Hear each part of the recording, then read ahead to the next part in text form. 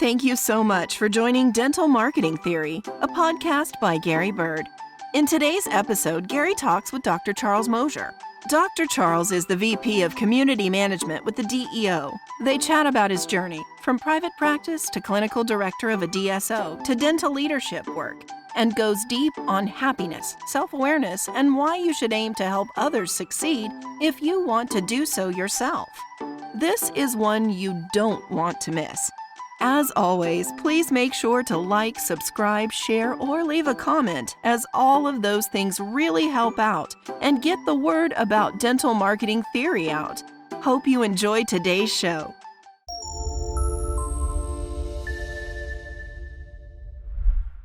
All right, we're live. Good to see you, Dr. Charles. How have you been? I'm doing great, Gary. Thanks for having me. Good. I saw you were doing one of your favorite things, shooting some golf. How did you do? I think it was last week.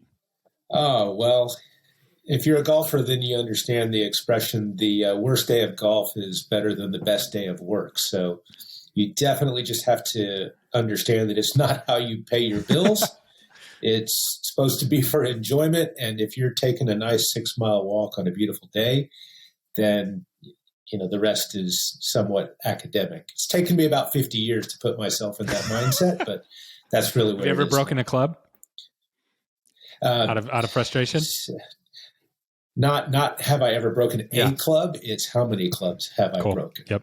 I threw one into the lake when I was playing with my daughter one day, and she goes, "Daddy, you just threw your wedge into the lake." And I said, "Really? Huh, how about that?" Yep. Golf is a very interesting sport because obviously you had to, there is some muscles and different things that you need to be good at golf, but it's so much mental, right? Like it gives you so much time to think, where like basketball and other sports, you kind of react, where golf, you're thinking the whole time. And if you're not careful, it can get in your head. I used to play golf a lot, but it got under my skin. Like it was not enjoyable for me. Yeah, you're out there by yourself. I truly think they're the strongest athletes. My daughter played all through high school and college.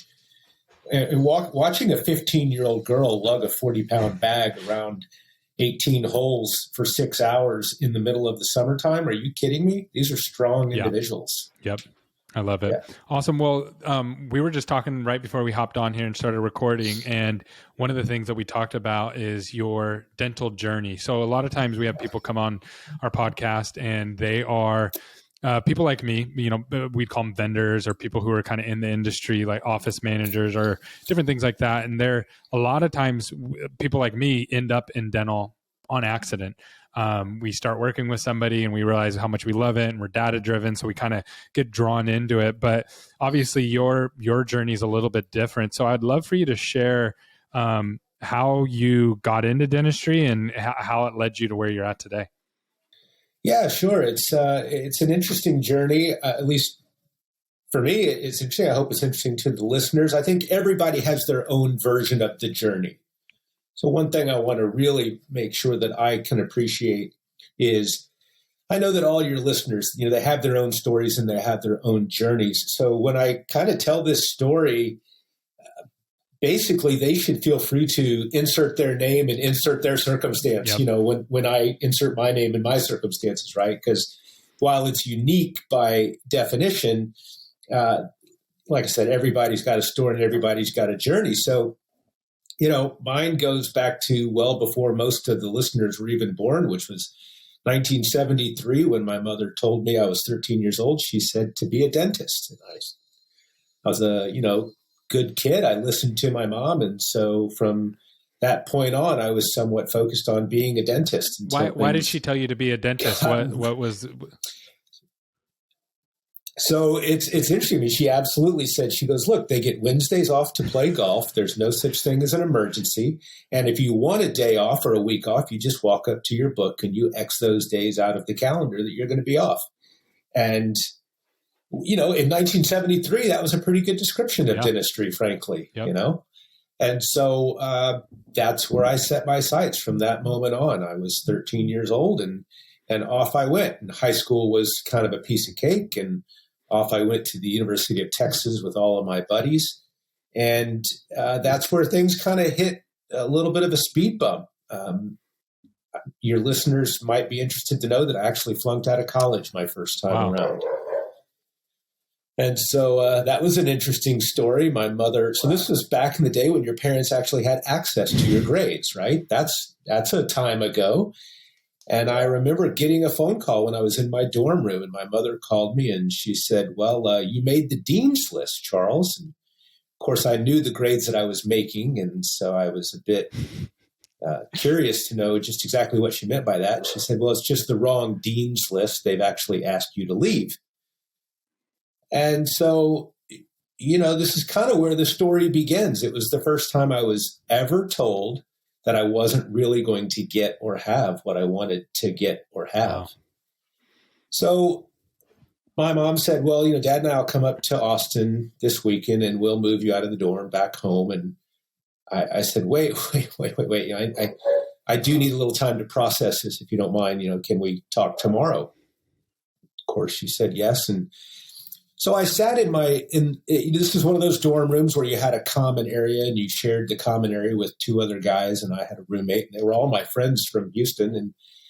And so I sat there in the living room as my friends came back from school, and I informed them that I flunked out of college, thinking that it would be as horrific news to them as it was to me. And it wasn't. They were like, okay, dude, that sucks, see you later. And off they went to live their life. So I found out very quickly that I was in this myself. There wasn't anybody that really was going to dig me out of this other than me.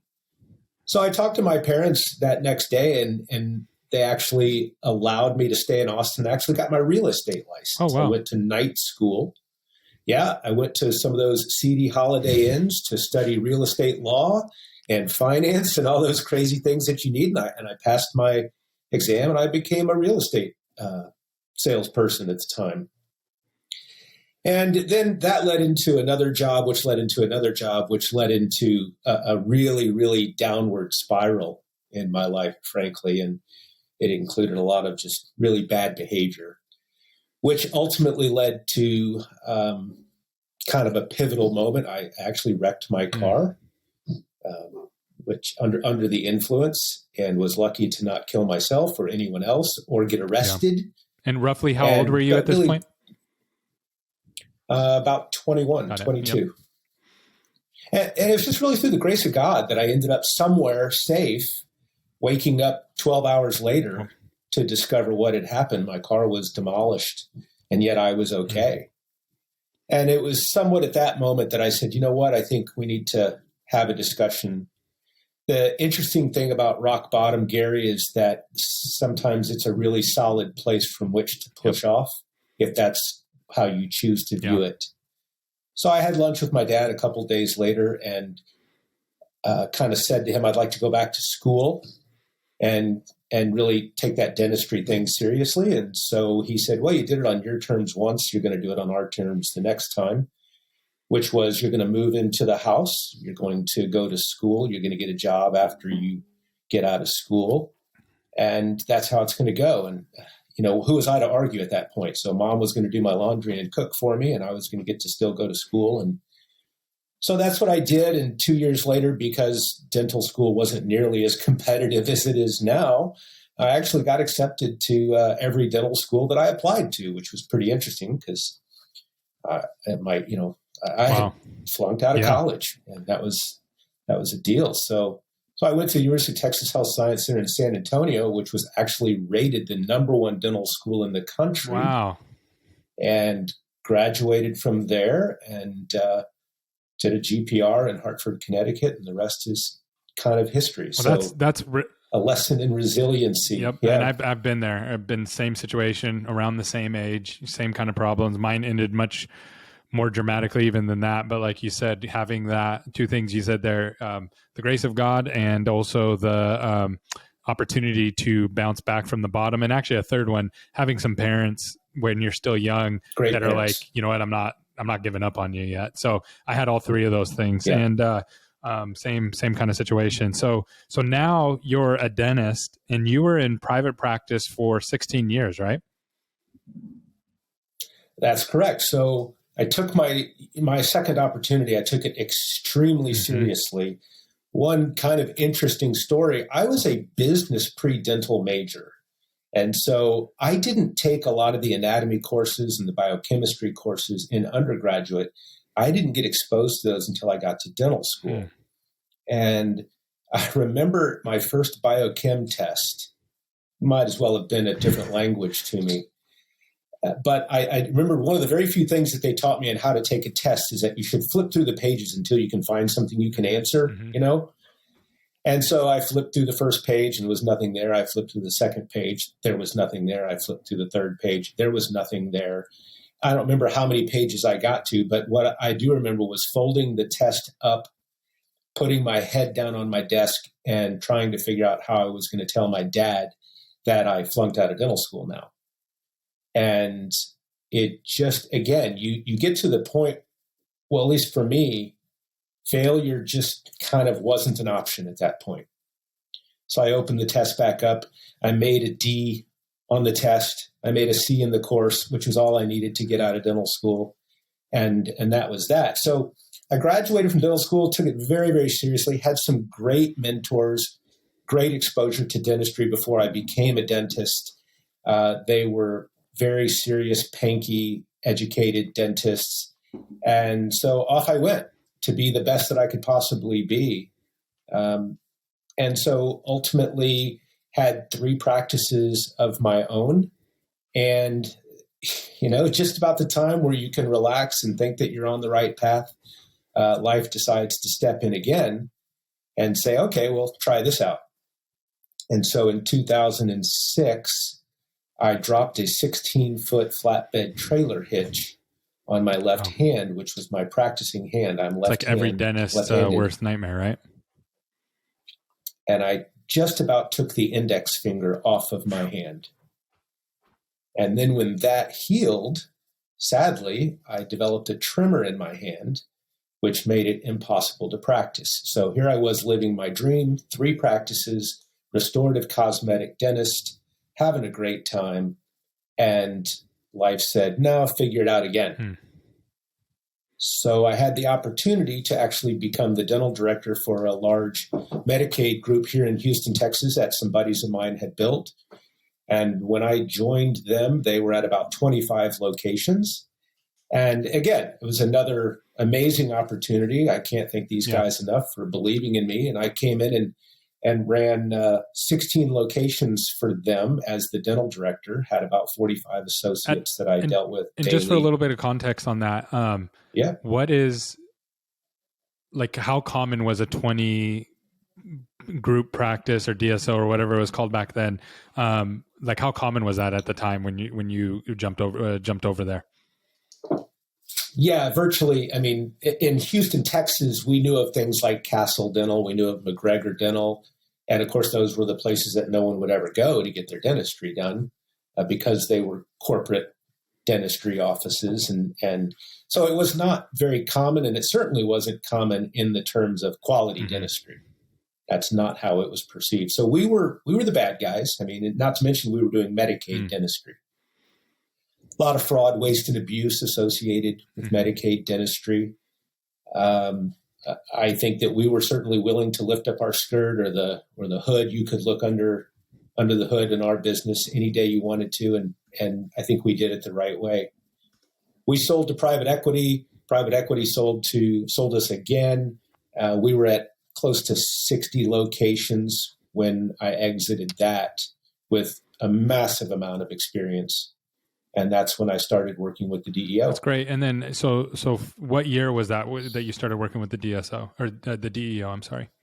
2009 was when I joined them. And when we sold to private equity, when they sold to private equity, it was really one of the first publicly announced sales of a dental entity to a non-dental Oh, wow. group. Okay. Our lawyers basically coined the term DSO because they did it after the MSO model. The medical side had already done this. That is so cool. And so they were like, well, seems like we can kind of do this. I mean, I'm not taking credit for that. Not at all. But you were you were involved with it, and then that makes sense to kind of. So you went from 3 practices that you owned to this larger group at the time, and now you're working with the DEO, and that's an interesting, transition there. So tell us a little bit about what you're doing for the DEO. And one of the things I want to work in there is I want to talk through some of your core values, some of your personal core values over the last 12 months. But sure. I would love for you to share what you're doing at the DEO and what kind of brings you excitement in that space. So the DEO is kind of a non-in-office dental tribe consulting type of environment. It's a membership-based organization, and it's peer-to-peer learning. So we utilize the strengths of the community and the tribe, if you will, to help others that want to go do those types of things. That whole thing, learn from other people's mistakes, which I think that's an interesting phrase, because I wish we all did as much as we thought we were. But sometimes you just have to step in it yourself to really figure out that you actually stepped in it. But anyway, that's what the DEO attempts to do. We have amazing live events where, again, we bring in top quality speakers. The content is outstanding. The networking is second to none. I know you've been to some of those events and can attest to that. And so the DEO creates it's a relatively inexpensive. It's a great value to be a member of the DEO and join this community where you have access to people. And I think you would agree the DEO is a community that is so willing to share both 100%. Their victories and their triumphs. It's amazing, and their victories and their defeats. Which is not common in the dental space, right? Like most people are they'll tell you when they win, but they're not really willing to share when they lose, right? And but in the DEO, you guys have done an excellent job of not only bringing the people together, but fostering that spirit of it's okay to talk about how you failed, because then that's going to help you get better, right? And really turning failure into a learning and growing opportunity. I love that mindset. It's helped me personally, just kind of watching and being involved with it. But I also love that it's just helping the industry overall. It's a great organization, and dentists notoriously are fabulous liars. Back in the day when we used to do CE courses in person, it was always about how many people you could take with you and how many veneer cases you were doing that month type of thing. And, we were just great at, it was always, as I call it now, the big stick contest, if you will. The fish I caught was this big, right? The fish I caught was that big. So it's like going to Vegas, right? And people always tell you, oh man, I went to Vegas last weekend. It's like, oh really? How'd you do? It's like, dude, I was up $4,300. Yeah, but where were you when you left? That is. So and through the DEO, I got introduced to the fabulous, the one and only Dee Fisher. Yeah. And so I've been working with Dee Fisher, as an in-office consultant, much more of a traditional consulting role that people would think about. So I've been working with Dee for about a year as an in-office consultant. And I just have been very fortunate to have these opportunities, people that believe in me, or at least see some potential in me to say, okay, we'll come and do this. And I guess they'll probably hear me say this, but I didn't really know much of anything until they taught it all to me. So Dee, that's not true, right? You knew a lot, and you've been through a lot of things, but I appreciate the humbleness. Now, Dee is, let's talk about Dee for a second, because I've worked with Dee. Dee is amazing, and everybody kind of loves Dee. And for the longest time, I've kind of stood back and watched her superpowers, right? Like Dee has this way of doing things that you're just like, at least to me, I'm like, wow, how's she doing that, right? How is she pulling that off? What do you think Dee's superpower is? So I think Dee's superpower is being able to connect with people on a grassroots level. She can walk in and I had 3 consultants in my time as a dentist, as an owner, and very few of them have the ability to get the team on their side. The first thing that usually happens is everybody walks into the owner's office and says either she goes or I go, right? And that does not happen with Dee. Dee walks in and she can make that connection heart to heart with people to where really all of them that I've seen connect with her and understand that she is there to help them improve and to live out their dreams, really, whatever those dreams are. She truly does put those people first. She really does. And I think the other thing with Dee is that a lot of times in the consulting business, right, people build businesses. So then they level up, as you should, and you kind of become the CEO. And then you have people who are kind of doing the work going in. But Dee has continued to just continue on that grind.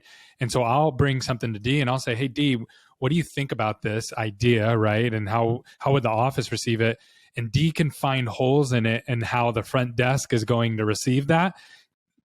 That there's no way in a million years that I would know that, right? And so Dee continues to add knowledge, not just how to do something, but how to implement it in a way that's actually received well by the team. And that just blows me away, because I don't think there's obviously other people out there that can do that, but Dee has done it at a level and for an amount of time that I just haven't seen anybody else do it that way. So I love working with her, and I know that you guys make a great team in the way you approach things. Now, one of the things that you brought up that I really want to dive into is you said right now your core personal values, like your core values, things that you're trying to really focus on are happiness, compassion, and civility. And I was like, okay, well, how long have those been like the core values that you've really been trying to hone in on? And I was waiting for like a profound moment.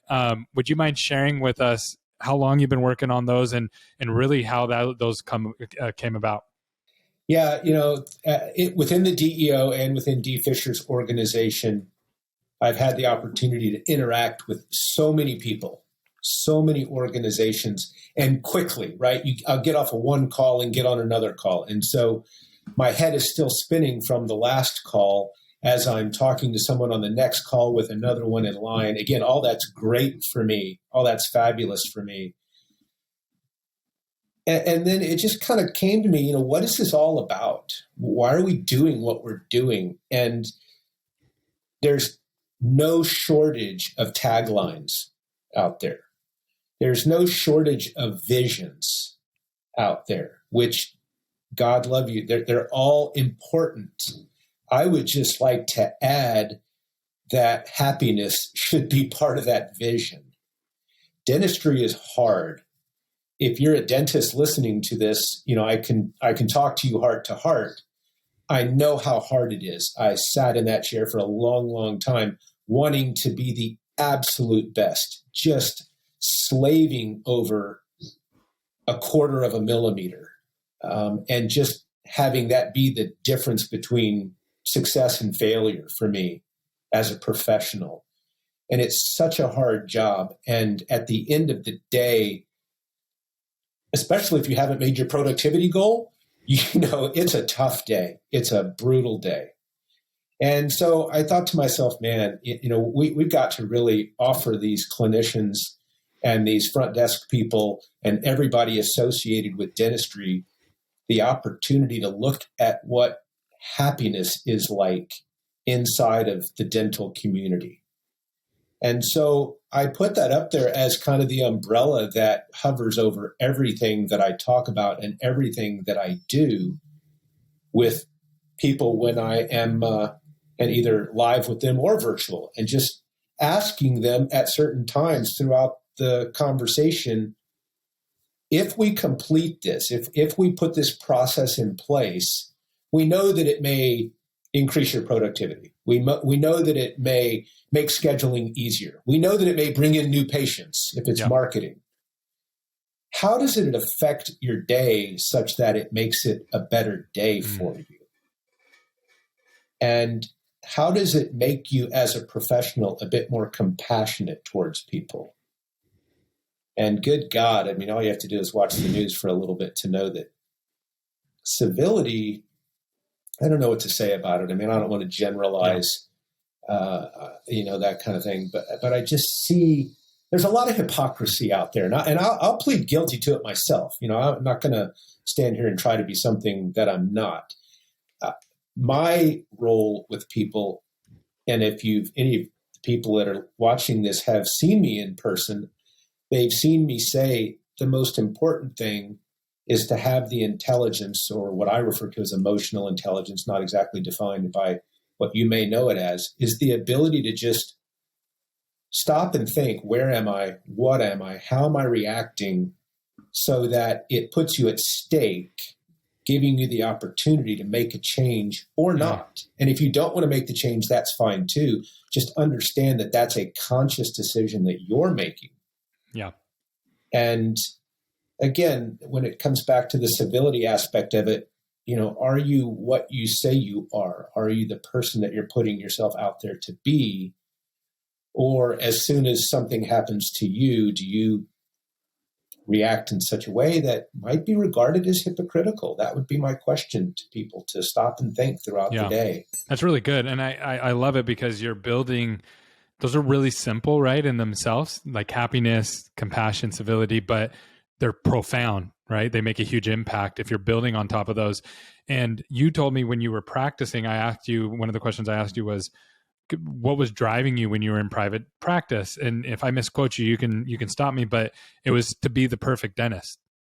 Yeah, that was absolutely my goal, was to be the perfect dentist. I'll even add, for everyone. Early in my career, I wanted to be the best dentist for everyone. And man, those two things both fell apart pretty quickly. Fortunately, dentistry is filled with amazing clinicians. So to think that I was going to be the best, I mean, come on now, I wanted to walk in that circle, if you will.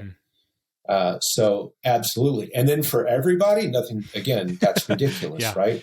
Yeah. But that's a radical mind shift, right? Going from, I just want to be the best, the perfect dentist, perfection, right? To, I want to be happy. That's a big mind shift, but I know you purposely walk through those because it doesn't just impact you, but it impacts all the people that you work with. Again, so there's the hypocrisy aspect of, I think we've all heard the expression, help others get what they want and you will get what you want. That's, nothing new for anybody out there. Yep. 100%. But how many of us are actually using that as a guiding light as we go through our day? How many of us are, again, I use that term emotional intelligence. How many people are actually stopping to just ask that question? Is what I'm doing really out there to help them, or is it out there to help me? Yeah, because it is true. If you help other people be successful, you will eventually be successful, right? Like if you help enough people, like it's just going to trickle back downhill to you. So I love that mindset. I know that you live by it. I know that you're always out there trying to help people and you do a great job of it. And one of the things that you do really well is some of the consulting and the speaking engagements that you have that you do. I know that you've talked to several DSOs. I know that you do a lot of things around teams and training and culture, and also have done things with like the United Way and Chamber of Commerce. Can you walk us through a little bit of what you're doing there? So in 2006, I went through the John Maxwell program and got trained to be a speaker, trainer, and coach of leadership, intentional living, and personal growth. And that was kind of the big beginning of it. I do enjoy speaking. And so I thought that I wanted to be a professional speaker, really. And I don't know, maybe I kind of am at this point. And along that journey came opportunities to go speak in front of small groups and big groups and either tell my story, or some people gave me some carte blanche to do some pretty crazy things. I gave the keynote speech in front of the Houston United Way chapter and at their Christmas event, and had them all up and dancing and networking amongst themselves. We did a thing where they had to go meet somebody in the room and they could only ask questions of each other. That's all they could do. They couldn't give any answers. And so that was, you just heard a lot of people struggling with that. But the thought process is, this is Stephen Covey. When you talk about core values, what if one of your core values was seek to understand before being understood? What if you had to live by that principle daily? As a leader of an organization, or even just a leader of a small group, let's say you're an office manager and you've got a team of 3 or 4 people.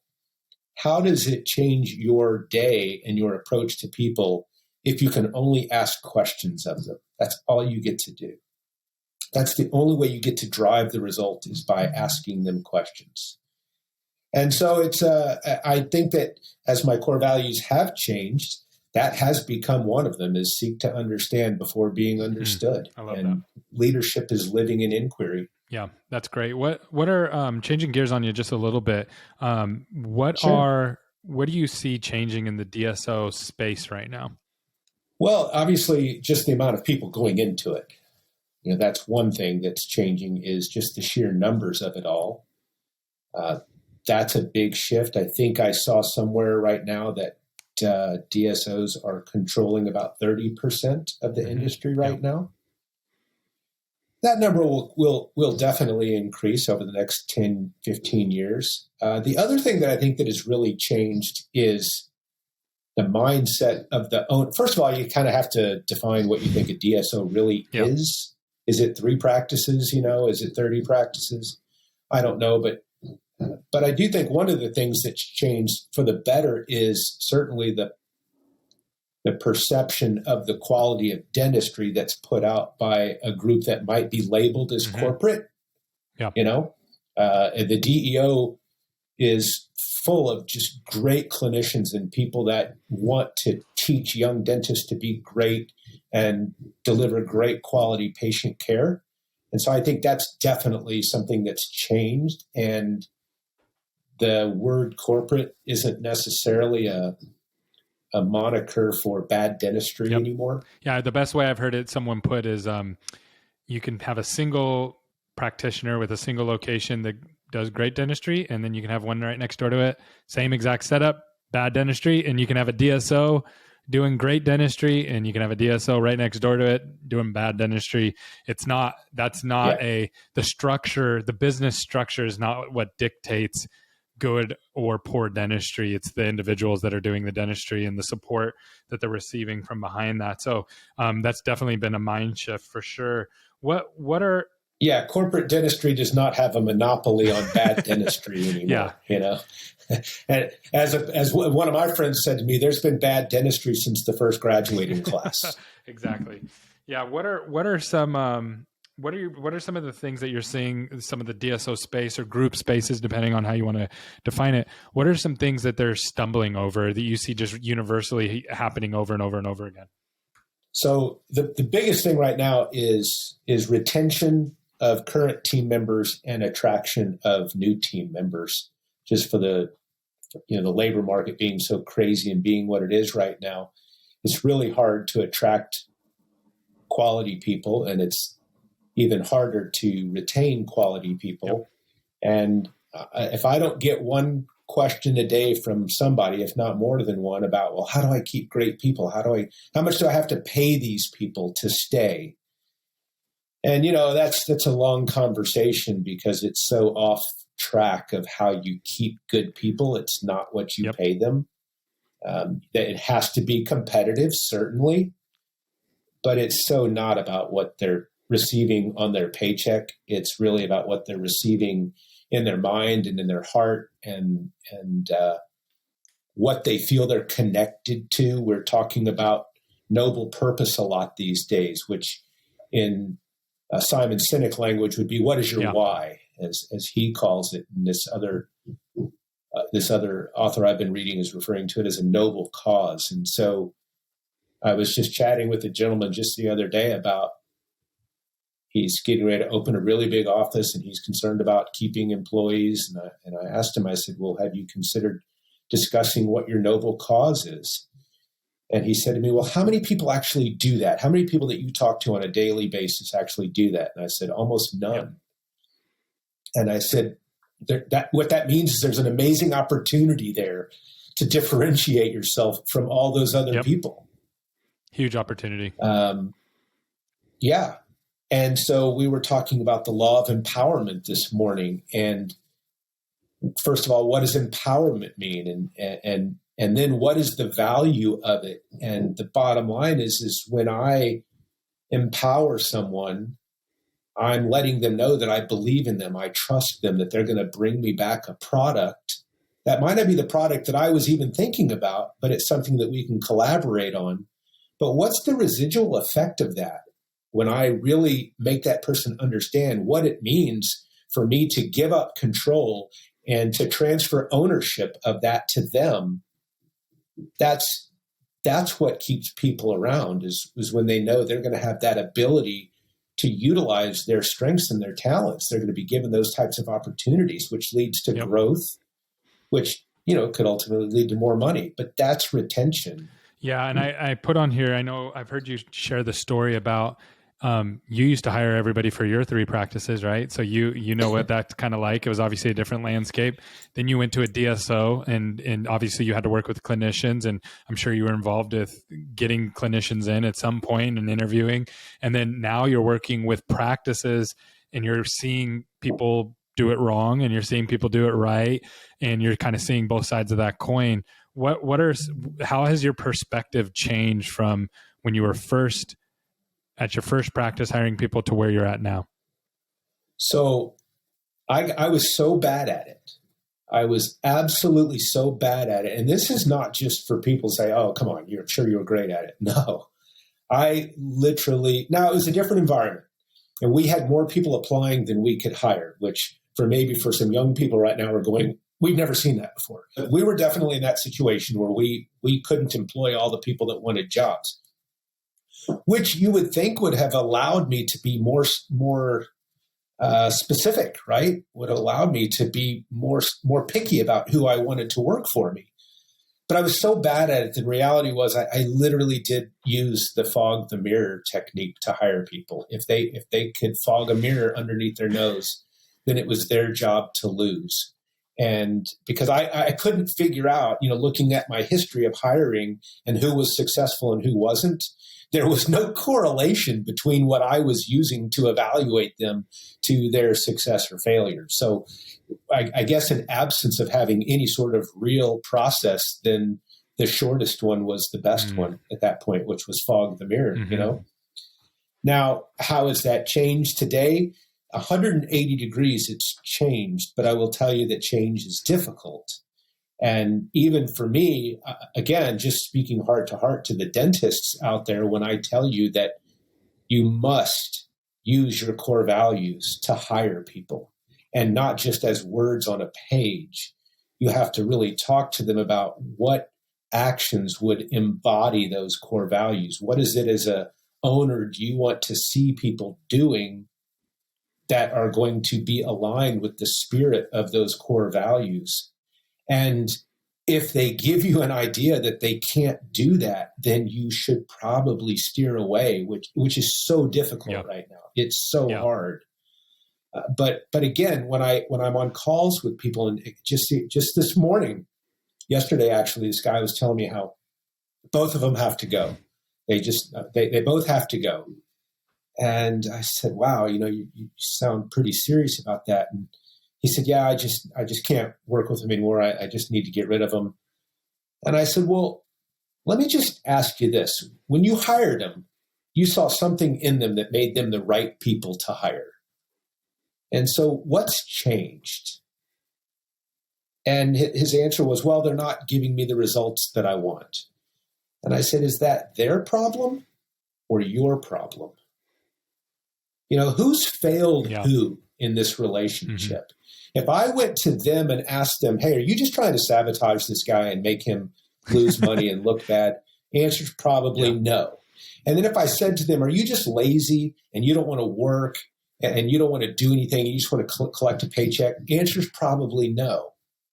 And if I said to them, do you think you're doing exactly what your boss wants you to do? Answer's probably yes. So there's an interpretation gap here, right? Yeah.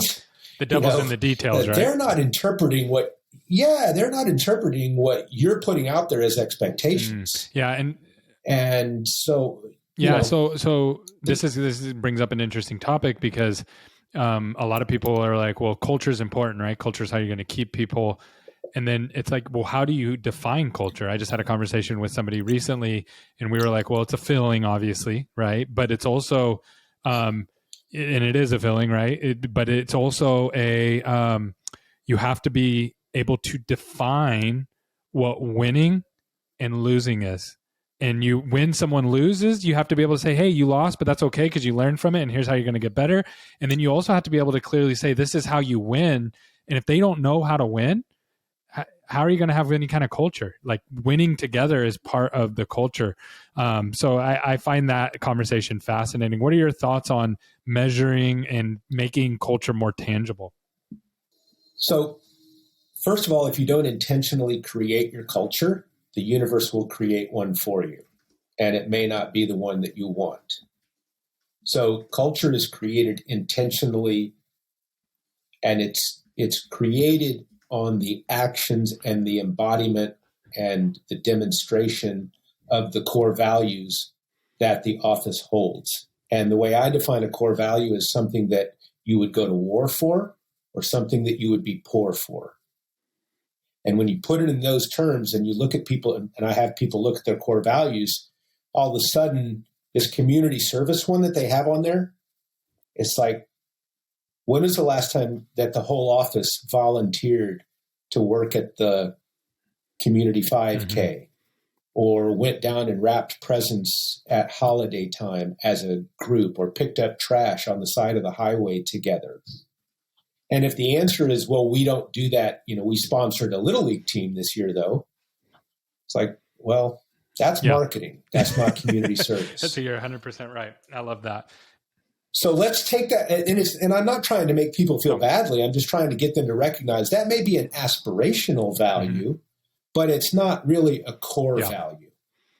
So if I were opening an office right now, one of my core values would be for every employee every day to evaluate where their potential growth opportunity is for that day. So daily growth. I would go to war for daily that. growth. Daily growth. Now, the other thing that you said, which is really interesting, is knowing when you're winning and knowing when you're failing. It's like, okay, I get it. Home run is more appealing than a strikeout. But aren't they basically the same imposter? One is just a point in the line on the way to the other one, if you will. And I don't think that hitters really think that strikeouts are failures. I think that fans think that strikeouts are failures. But the hitter recognizes that it's an opportunity for the next time they get up to bat to actually hit the home run. So I think that success makes us feel smarter than we are, and failure makes us feel stupider than we are. And really, we should just treat those two imposters as equals and understand and try, if we can, to enjoy the process each day rather than get too consumed with what the outcome is going to be. I really like the way you... Because that's happiness, right? I mean, that's happiness, is being able to walk away from that day that wasn't so great and be able to say, but... So when I told you I was in real estate for a while, right? So one of the disciples in real estate is this guy named Tommy Hopkins. Tommy Hopkins used to tell us you had to knock on 100 doors before someone would say, yeah, I want to buy a house.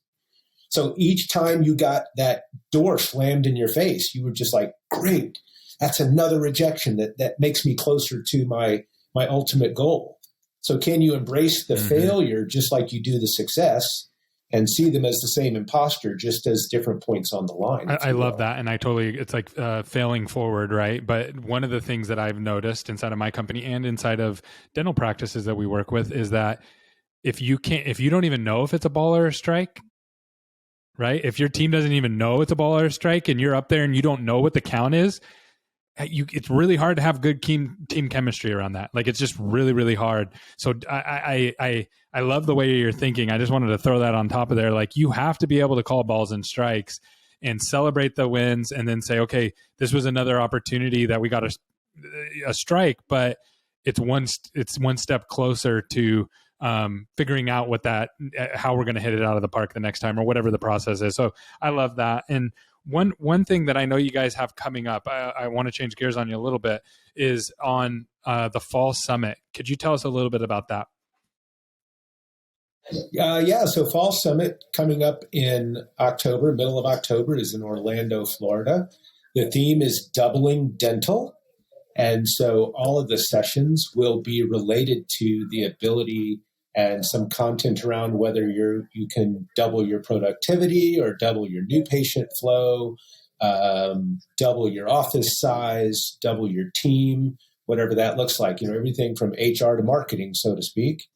And it should be, the DEO I love our events. They are just there's so much energy at those events. And I'd like to say that you come for the content, and maybe you do, but you stay for the networking, and I think when you're on the plane flying back home, what you're really doing is going through your pages and looking for the people's names and numbers that you got. Not so much what you heard on stage, even though, again, it's amazing content. It is. It's awesome. And most people know about it and most people are going. But if you're a dentist and you're not going to this, or if you're part of the dental industry and you're not going to this, you're really missing out, because there's nothing like this in the dental industry that I've seen, at least. And I mean, Charles, like, what would you have given to have something like this when you were practicing? Well, yeah. I mean, like I said, when I had my 3 offices, there was no such thing as the DEO. And, again, it's too bad that being young is wasted on people that aren't old, so to speak, right? I mean, knowing now, if I could have known then, would have been so much easier, and so much easier is probably not the right word for the way I like to treat language, but yeah, it would have been helpful to have people that were as open and honest in their ability to say to me things that I probably needed to hear. Yeah, agreed. It would have been great. So yeah, if you're a dentist out there and you have any desire, any thoughts about scaling or even buying your second location, you definitely need to come to a DEO event. All right. So question for you. Most impactful marketing campaign on your life individually? I mean, because I'm older than most of the people listening, so I can go back to some of the car commercials. If you think it's butter, but it's not, it's chiffon. You remember? I mean, that tagline comes to mind. What's interesting is I can go back to the days when you could market cigarettes, the Marlboro Man, right?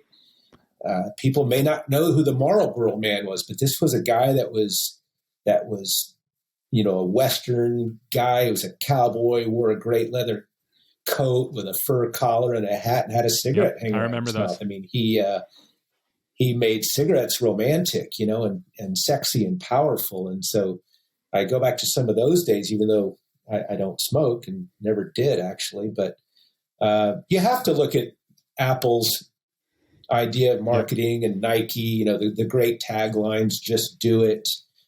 Those are things that definitely resonate with me for sure. That's awesome. Yeah. Thanks for sharing that. So something that you put together for us, you gave us 14 steps to happiness inside of your dental practice. Tell us just really quickly about that. It's something that you wanted to give away to the audience. We're going to include the link to it right down below if you're watching this video. Could you share what you built there and why you built that? Yeah, it's I call it the Entrepreneurial Workflow because I couldn't really come up with a better name for it, because I'm a dentist, not a marketing guy. I should have let you do that for me.